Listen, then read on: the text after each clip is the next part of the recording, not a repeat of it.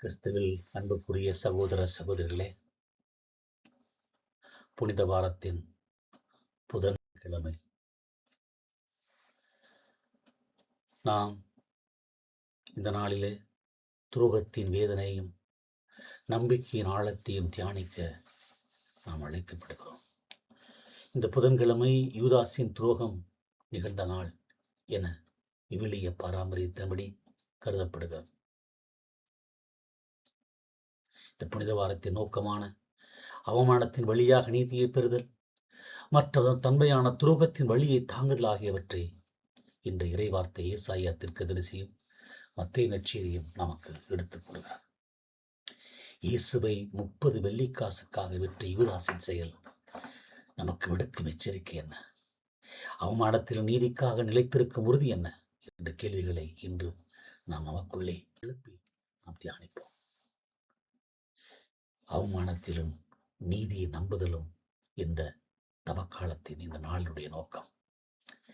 நமது செவிகளை திறந்து ஆண்டவரின் உதவியை உறுதியாக நம்புவோம். இறைவாக்கின ஏசாவின் 3ஆம் ஊழியன் பாடல் ஏசாயா 50 இயேசுவின் பாடலின் போது அவர் கொண்டிருந்த அசையாத நம்பிக்கையை விளக்குகிறது.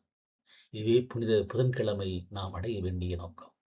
எவ்வளவு துன்பம் வந்தாலும், வேதனை வந்தாலும், கஷ்டம் வந்தாலும் கடவுள் மீது இருக்கக்கூடிய நம்பிக்கையை நாம் இழக்கக்கூடாது. ஊழியன் ஆண்டவராகிய கடவுள் எனக்கு திறந்த செவிகளை தந்துள்ளார், நான் கிளத்தளவில்லை, விலகிச் செல்லவும் இல்லை என்கிறார். இயேசு தந்தையின் திருவுளத்திற்கு முழுமையாக கீழ்ப்படிந்து எந்த எதிர்ப்புமின்றி தம் பாடலின் வழியை அவர் முழுமையாக ஏற்றுக்கொள்வதை நாம் பார்க்கிறோம்.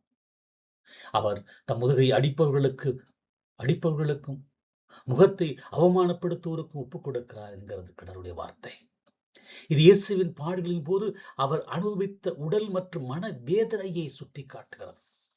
இயேசு நீதிக்காக பேசும்போது வரும் அவமானத்தை ஏற்றுக்கொள்ள தயாராக இருந்தார். நம்முடைய நோக்கம் என்ன? நீதிக்காக, உண்மைக்காக பேசும்போது வரக்கூடிய அவமானங்களை தைரியத்தோடு எதிர்கொள்ள வேண்டும். ஆண்டவர் துணை நிற்கிறார் என்ற நம்பிக்கையில் யார் என் மேல் குற்றம் சுமத்த முடியும்? நாம் இருவரும் வழக்காட நிற்போம், ஆண்டவரோடு நிற்கிறோம் என்ற சவால் விடும் அளவுக்கு நாம் உறுதியாக இருக்க வேண்டும்.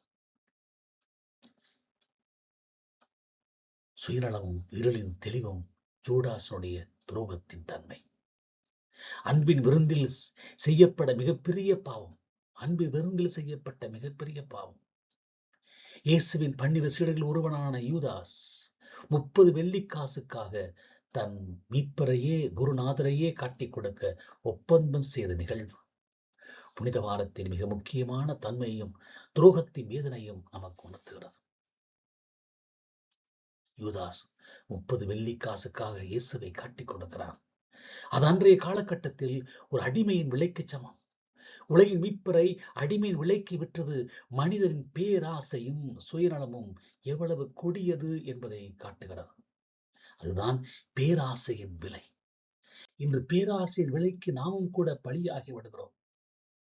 இயேசு பாஸ்கா விருந்தும் போது உங்களில் ஒருவன் என்னை காட்டிக் கொடுப்பார் என்று கூறியது. அவருடைய உள்ளம் வேதனை அடைந்து, யூதாஸ் நான் தானா போதகரே என்று கேட்டபோது இயேசு நீ சொல்லிவிட்டாய் என்று பதிலளிக்கிறார். வேதனை அடைந்தாலும் அவர் எவ்வளவு தெளிவாக நடக்க வேண்டியதை பேசுகிறார். இயேசு துரோகி யார் என்று அறிந்திருந்தும் அவரை விருந்திலே ஏற்றுக்கொள்கிறார், அனுமதிக்கிறார். புனித புதன்கிழமையுடைய தன்மை யூதாஸின் துரோகத்தை போல நம்முடைய வாழ்விலும் நாம் செய்யும் துரோகங்களை உணர்ந்து மனம் வருந்த அழைக்கிறது. நாம் சுயநலத்திற்காகவும் தற்காலிக ஆதாயத்திற்காகவும் கிறிஸ்துவின் அன்பையும் உண்மையையும் விட்டுவிடுகிறோம். இந்த துரோகத்தின் வேதனையை தாங்கி மனம் திரும்புவதே இந்த நாளினுடைய நோக்கம். சுயநலமும் தலைமைத்துவத்துடைய தியாகமும் இங்கே இறையியல் பார்வையாக இருக்கிறது. அதிகாரத்தில் உள்ளவர்களுடைய லாப நோக்கத்தை இறையியல் தன்மை வெளிப்படுத்துகிறது. ஏசாயாவின் ஊழியன் தன் மீது வழி சுமத்தப்படும் போது நீதிக்காக நின்றது. யூதாஸ் 30 வெள்ளிக்காசுக்காக ஆண்டவரை காட்டிக் கொடுத்தது நமது பொது வாழ்வில் நேரடியாக பொருந்துகின்றன. யூதாஸின் செயல் அதிகாரத்தில் இருப்பவர்கள் அல்லது சமூக பொறுப்பில் இருப்பவர்கள் அல்லது ஆன்மீகத்திலோ அரசியலிலோ குடும்பத்திலோ தலைமை பொறுப்பு ஏற்பவர்கள் சுயநலத்திற்காகவும் பண ஆதாயத்திற்காகவும் தங்கள் கொள்கைகளையும் மக்களுக்கான கொடுக்கக்கூடிய நீதியையும் எவ்வளவு இழிவாக அவர்கள் இழக்கிறார்கள் என்பதை காட்டுகிறோம். 30 வெள்ளி காசுக்கு தியாகம் செய்யப்படும் நீதியை இன்றைய பொது வாழ்விலும் நாம் காண்கிறோம். காசுக்காக தன்மானத்தை தியாகம் பண்ணுகிறோம், மதிப்பீடுகளை தியாகம் பண்ணுகிறோம். தேர்தல் வருகிற போது இந்த காசுக்காகத்தானே எல்லாவற்றையும் மக்கள் இழக்கிறார்கள். எரேமியாவை போல நீதிக்காக பேசும் ஒரு தலைவர் அல்லது பணியாளர் மீது அதிகாரத்தில் உள்ளவர்கள் பொய் குற்றச்சாட்டுகளை சுமத்தி வீழ்த்த பார்க்கிறார்கள். யார் மேல் குற்றம் சுமத்த முடியும் என்ற இறைவாக்கினை சவால் அநீதிக்கு எதிராக நிற்கும் ஒவ்வொரு நீதிமானுடைய குரலாகவும் இருக்க வேண்டும் என்று பழி சுமத்தும் அரசியலை எல்லா இடங்களிலும் பார்க்கிறோம். நம்முடைய புனித புதன்கிழமை யூதாசை போல சுயநலத்தையும் பேராசையும் விட்டுவிட்டு ஏசையாவின் ஊழியனைப் போல அவமானத்திலும் துன்பத்திலும் நீதிக்காக நிலைத்திருக்க வேண்டும்.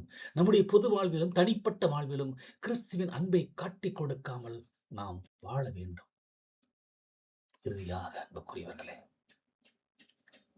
புனித வாரத்தின் இந்த மத்திய நாளில் நம் உள்ளங்களை ஆராய்வோம். நீதியையும் அன்பையும் நாடி திரும்புவோம். ஏசையாவின் ஊழியரைப் போல நாம் அவமானத்திற்கும் துன்பத்திற்கும் உட்பட்டாலும் அஞ்சாமல் நீதிக்காக ஆண்டவரை துணை கொண்டு நாம் நிலைத்திருப்போம். யூதாசை போல நாம் சுயநலத்திற்காகவும் பணத்திற்காகவும் கிறிஸ்துவையும் அவருடைய அன்பையும் காட்டிக் கொடுத்த பாவங்களை உணர்ந்து உடனடியாக மனம் மாறுவோம். யூதாஸ் மனம் மாறவில்லை, மனம் உடைந்து தன்னை முழுமையாக அழித்துக் கொள்கிறான். ஆனால் நாம் மனம் மாறி வாழ்வடைவோம். நாம் நீதியை நாடி அன்பில் நிலைத்திருக்கும் போது கிறிஸ்து நமக்கு பாவத்திலிருந்து விடுதலை அளிப்பார்.